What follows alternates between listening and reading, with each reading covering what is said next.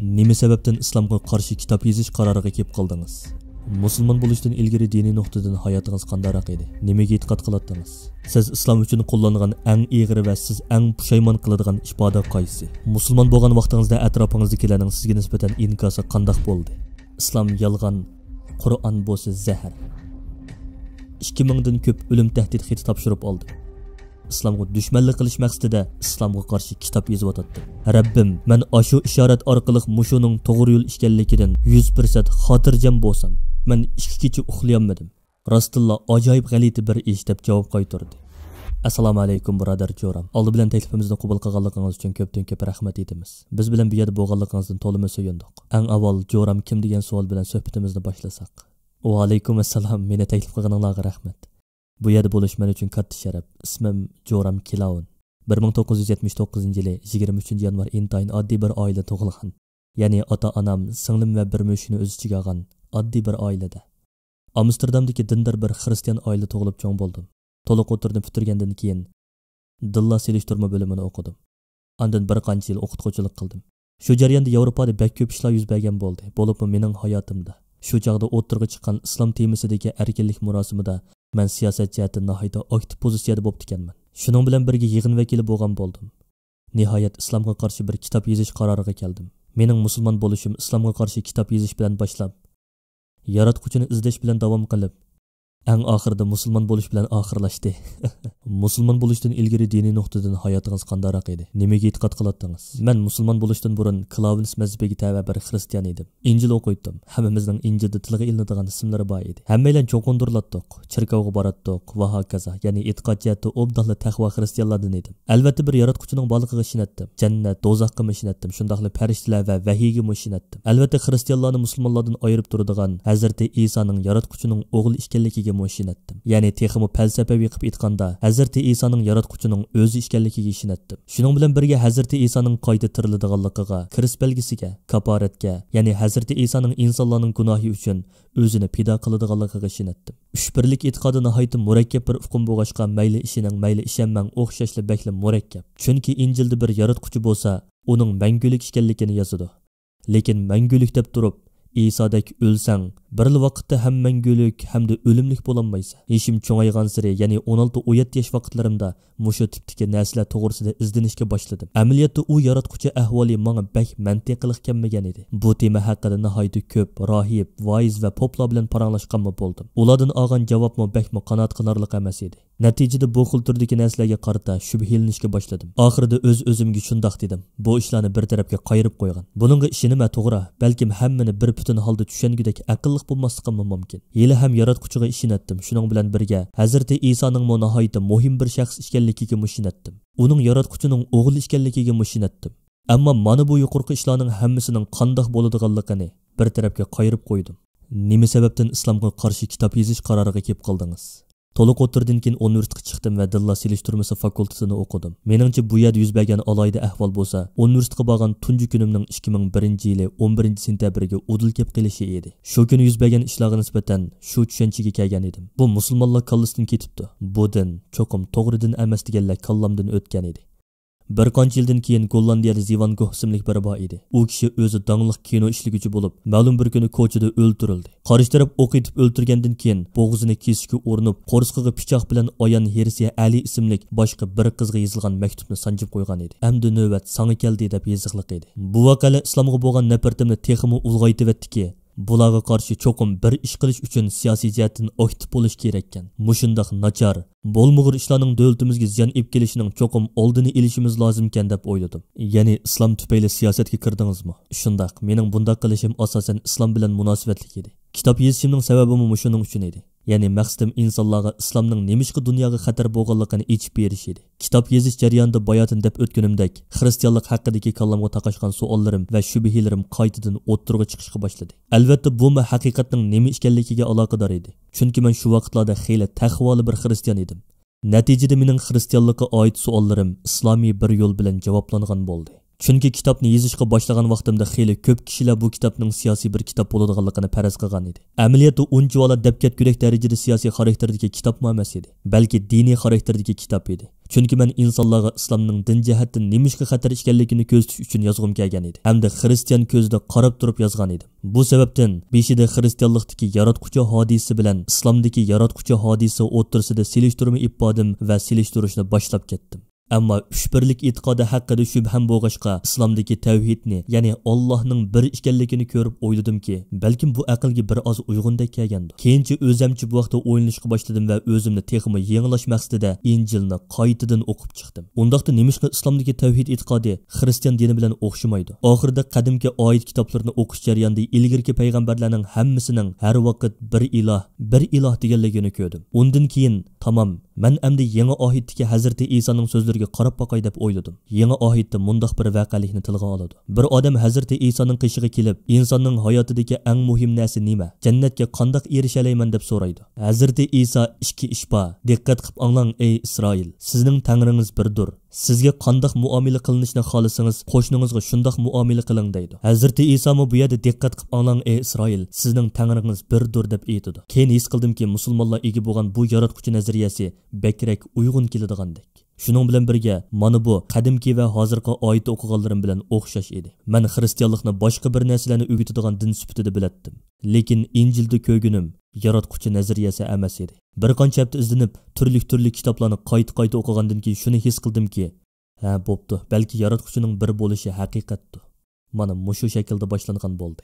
Tadqiqotlaringizda ilib berish jarayonida qaysi turdagi manbalardan foydalandingiz? Rostini esam, men u chog'larda qattiq cho'chish, kongress ichida bo'lg'achqa diniy temalar haqida bir qanchalagan nopuzliq shaxslardan so'rab xat yozishga boshladim. Men xat yozgan kishilarning biri bo'lsa Shayx Abdulhakim Murat edi. U Cambridge universitetining professori bo'ladi. Shu chog'lardagi ahvolim bir oz g'alatirak edi. Chunki u chog'larda men bir siyosatchi sifatida bilan islomga dushmanlik qilish maqsadida islomga qarshi kitob yozib o'tdim. Shundaqli bu ishni qilish jarayonida boshqa bir davlatdagi musulmon professordan savol so'rab o'tdim. Menga yordam qilsangiz bo'lamdi? Uningga men bir kitob yozib o'tgan edim. Sizdan so'raydigan savollarim bor dedim. Ya'ni islomning nimishqa terrorlikni tashviq qiladiganligi, nimishqa ayollarning dushmani ekanligi va xristian diniga qarshi ekanligi haqidagi savollarni so'radim. Bu vaqtda mening fikrim aniq edi. Taxminan 6 haftadan keyin o'dayman. U kishi menga nihoyat tafsiliy bir ilxat avatdi. Shundaqli bevosita tushuntirishga va jiq savollarimga javob berishga boshladi. Oxirida menga bu maqolani o'qigan, bu kitobni o'qigan va bu kishilardan so'rag'in degandek narsalarni tavsiya qildi. Ya'ni u kishining bergan javob tushunchalari xeyli obdonli keng doiralik edi. Oxirida u kishi tavsiya qilgan butun kitob va maqolalarni o'qigandan keyin va qadimki payg'ambarlar bilan Hazrati Muhammadning orasida selishtirma tadqiqoti olib borgandan keyin boshqa payg'ambarlarning payg'ambar ekanligini, ammo Hazrati Muhammadning payg'ambar emasligini deyish uchun izdamagan bahonam qolmagan edi. Oxirida o'zimcha shundoq o'yladim. Agar bu ahvolda Hazrati Musoni payg'ambar deb qabul qilsam, ammo Hazrati Muhammadni qabul qilmasam, undaqda buning ostida cho'qim boshqa bir ish bor degan gap. Men Muhammad alayhisalomning nimishqa payg'ambar bo'lmaganligi haqida cho'qim izdinaman deb o'yladim. Balkim bu uning ko'p ayoli bo'lganligi uchun bo'lishi mumkindir. Ammo yana bir tarafdan Hazrati Sulaymon, Hazrati Davud, Hazrati Ibrohimga qarasangizmi va yoki ahdi qadimki bir qanchalagan kishiga qarasaqmi, ularning ko'p ayoli borligini ko'rasiz. Shuningdek diniy kitoblardan sirt qaraydigan bo'lsangizmi, o'rib-odat sifatida Yevropa, Afrika, Osiyo degandek yerlarda erlar har xil sabablar bilan birdan ko'p ayolga uylangan. Ularning hech qaysining Muhammad alayhisalomning payg'ambar emasligiga bahona bo'lanmaydiganligini his qildim. Oxirida ularning hech qaysining payg'ambar emasligini aytishga majbur bo'ldim, ammo buningga ishonmaydim. Chunki ularning qilgan ishlari, so'zlari va mo'jizalari payg'ambar ekanligini isbotlaydi. Ya'ni ular payg'ambar edi. Oxirida Hazrati Muhammadning payg'ambar bo'lib qilish ehtimolligini qabul qilishim kerakligini his qildim. Ya'ni bu temada texi shubham botdi. Dastlabida Muhammad men taniydigan eng nachar kishi deb o'ylaydim. Ya'ni o'tmish sabablik. Orqadan balki men o'ylagandek o'nchilik nachar biri bo'lmasligi mumkin, lekin payg'ambar emasdi deb o'yladim. Eng oxirida balki u payg'ambar bo'lib qolsa deb shubhilanishga boshladim. Bu ahvolmi albatta mening teximi ko'p kitob o'qishimga sabab bo'lgan bo'ldi. Yana biriga Shayx Abdulhakim Muratning bunu so'zi menga bakli mantiqliq bilingan edi. Islomga qarshi mazmunlar bilan to'lgan bu kitoblar musulmon bo'lmagan kishilar tarafidan yozilgan. Agar xristianlikqa oid texmi ko'p ma'lumotlarga erishmoqchi bo'lsang, hargizmi dinsizlar yozgan kitoblarni o'qimaysan. Albatta xristianlar yozgan kitoblarni o'qiysan. Ular nemishqa bu kitoblarga ishonadi? Buning sabablari nima? Ahvol mushundaq bo'lgan ekan, shuning uchun islom haqida mushundaq qilishing kerak. Shunga musulmon ustozlardan, olimlardan anglashing va mushularga o'xshash olimlar yozgan islomiy kitoblarni o'qishing kerak. Ondan musulmonlar bilan g'ayri musulmonlarning o'xshash tema haqida yozgan kitoblarini silishtirib baksangiz, qayerda xatoliklarning bor ekanligini, ba'zi so'zlarni qayerda xato tarjima qilganligini ko'ralaysiz. Balki bu ahvol qasddan qilinmagan bo'lishi mumkin. Bu yerdagi masala faqat ba'zi yerlarga nimalarning qo'shilib, nimalarning chiqarib etilganligi sababli bo'lgan bo'lishi mumkin. Natijada yuqorqi barliq sabablar tufayli islom dinidan tamoman farqli boshqa bir dinning o'tirg'i chiqib qolganligini his qilasiz. Amaliyotda men Hazrat Muhammadning hayoti haqidagi temamda shunday qildim. Chunki Martin Lingisning bir kitobini o'qigan edim. U kitob Hazrat Muhammadning hayotini eng qadimgi manbalarni asos qilib turib yozilgan edi. U kitobni yozgan kishi keyin musulmon bo'lgan kishi edi. U kishining fikri, tushuntirish shakli va yozish uslubi xuddi mangli xitob qiladi. Chunki o'rib odat, madaniyat jihatdan o'xshash desakmi bo'ladi. Ya'ni ma'lum bir temaga kirish usulimizning o'xshashligi degandek. Bu kitobda tunji qitim Hazrat Muhammadni bir jang qo'mondoni sifatida uchratmadim. Chunki men uni xiyolimda shunday tasavvur qilatdim. Lekin bu yerda men uni bir dada, do'st, o'qituvchi degandek texmo ko'p sifatlar bilan uchratdim. Ya'ni uning haqiqiy obrazini topgandek bo'ldim. To'g'ri, u to'g'riliq va ko'p narsani deyalishi mumkin. Lekin uni nachar biri deyolmayman dedi. Uning xarakteri meni uning haqida texmo ko'p izlanishga turtki bo'ldi desam bo'ladi. Muhammad alayhissalom to'g'risida izlanish jarayonida hammadan bak sizni hayron qoldirgani nima bo'ldi? Meni eng hayron qoldirgani Hindi haqida vaqalik bo'ldi. Ya'ni bu yerda o'zgartishga tegishli bir ish bordak, xuddi mening o'zgarishimga o'xshash. Chunki ko'p o'ylandimki, endi bo'lsa Muhammad alayhissalomning dushmanlaridan biri bo'lgan Abu Sufyonning ayoli edi. Hazrati Hamza radhiyallohu anhuni o'ldirish uchun bir o'qchini yollagan edi. Hazrati Hamza Rasulullohning eng yaxshi ko'radigan tog'isi edi. Jang maydonida oxiri bu suiqasdlik bilan o'rindalgan bo'ldi. Ya'ni Hazrati Hamza shahid qilindi. Hatto uning quloqlarini sazoy qilishdi. Burnini kesib, odamning tini shurkinadigan qiliqlarni qilishdi. Shu sababdan albatta Hazrati payg'ambar alayhissalom yuz bergan ishlar sababli qattiq qayg'uga cho'mgan edi. Bir qancha yildan keyin o'zi kuchlangan vaqtida, ya'ni Makkada kuchli bir qo'shinga ega bo'lgan vaqtida Hindi mu shu yerda bor edi. Bularni o'qib yetib, endi Hindi zindonga tashlanadi, qo'llari kesiladi yoki bo'lmasa mushunga o'xshab qoladigan bir ish yuz beradi deb o'ylagan edim. Lekin payg'ambarimiz uningga hozircha qarayamayman, lekin hammaylan kechirim qilindi. Agar musulmonlar orasida yashashni xohlasa, buningga mayli. Agar xohlamayman deb qolsa kessa bo'ladi. Lekin hozirdan boshlab qon to'kish oxirlashdi deydi. Ondan o'yladimki, endi kechirim qilindi. Demakki, eng yaqin tuqqaningizni o'ltirgan birini kechirib yetaligan bo'lsangiz, bo'libmi eng yaxshi ko'radigan tog'ingizni, yana kelib bu kishi tog'ingizning put-qo'llarini kesib, sizni va atrofingizdagilarni boshqalarga tuvan ko'rsatish uchun sazoy qilsa, demakki bu sizning katta bir xarakterga ega ekanligingizning ifodasi.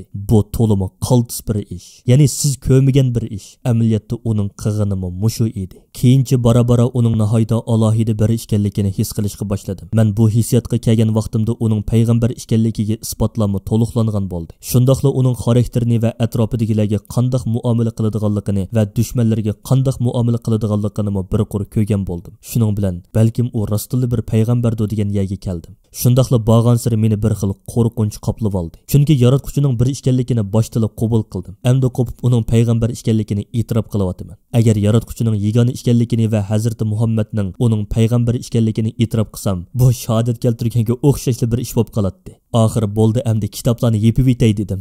Chunki bu ishlar borgan sari xato yo'nalishga qarab ketyapti. Men shu chog'larda islomga ilgirkidek bakmi qarshi turmaydigan holatga kelib qoldim. Ya'ni o'qigan kitoblarim, ko'rganlarim va izlaganlarimning natijasida. Endi sizga odamning ishongusi kelmaydigan Xizrning hikoyasiga o'xshaydigan, ammo hayotimda rostli yuz bergan bir ishni so'zlab beray. Bu ish rostli yuz bergan bir ish. Shu chog'da ustilimda hamma kitoblar botdi. Bo'ldi, o'zimdagi bu ahvolni shahodatning bir turi debmi turay degan hissiyotga kelgan vaqtimda barliq kitoblarni ustiga ilivatdim. Kitoblar bakchiq bo'g'achqa kitob josi ko'taramay tushib ketdi. Yerga tushgan kitoblarning orasida Qur'oni Karim botdi. Qur'onni qo'limga ilishimga qo'lim 22-suraning, ya'ni Haj surasining 46-oyatida edi. Haqiqatan ko'zlari ko'r bo'lmaydi, lekin ko'kraklardagi qalblar ko'r bo'ladi deb yoziqliq turadi. O'zimdagi masalaning rostli mushu ekanligini his qildim. Chunki masala ko'zlarda emas edi. Nima yozayotganligini ko'ralagandim. Yana kelib hech kim bu kitobni yozish uchun meni zo'rlagan, majburlagan ishmi yo'q. O'zimchalik yozishni qaror qilgan edim. Texmo hayron qolarliqi bularni o'z ko'zim bilan ko'rib turib o'tdim.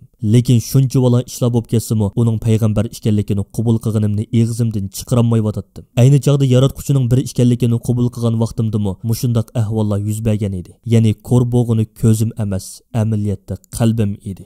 Bu ahvollarni hech qanday qilib e'tirof qilolmay o'tdim. Haqiqatan nafsim qabul qila olgan bo'lsa kerak. Shuning bilan dedimki, Rabbim, Injildagi iloh va yoki Qur'ondagi iloh qaysi bo'lsin, menga bir ishorat ko'rsatgin. Men ashu ishorat orqali mushuning to'g'ri yo'l ekanligini joyidan 100% xotirjam bo'lsam, mushu gapni degandan keyin uxlag'ili kirib ketdim. Hayron qolarliqqa atigini uyg'ongan vaqtimda o'zimni nihoyatda xotirjam, bexatar, rohat his qildim. Ya'ni barliq g'am andishilarim, shak shubhilarim tamoman yo'qolgan edi. Xuddi oftobdan keyingi qordekla. Shu vaqtda o'zimga balki men hozir musulmon bo'ldim dedim. Keyin buni atrofdagilarga aytishga albatta majbur bo'ldim. Musulmon bo'lgan vaqtingizda atrofingizdagilarning sizga nisbatan inkosi qandoq bo'ldi? Albatta ko'p qismi qarshi turgan bo'ldi. Xeyli jiq kishilar, "Bo'pmi tog'am, hammalarim mening bu ahvolimni bilib, dong qetib turib qolgan edi." Ko'p qismlari xabarga chiqqan vaqtimda ondan keyin bildi. Onamga degan chig'imda onam yig'lab ketdi. Ayolim nihoyatda ochiq fikrlik edi. Bo'pti, agar islomga haqiqatan ishongan bo'lsang, ko'ngling mushuni tatgan bo'lsa, men buningga nimishqa aralashay dedi. Ilgirki xizmatdoshlarimning bir qanchasining menga nisbatan abdi yomon edi. Ya'ni xeyli obdalla qarshi pozitsiyada edi.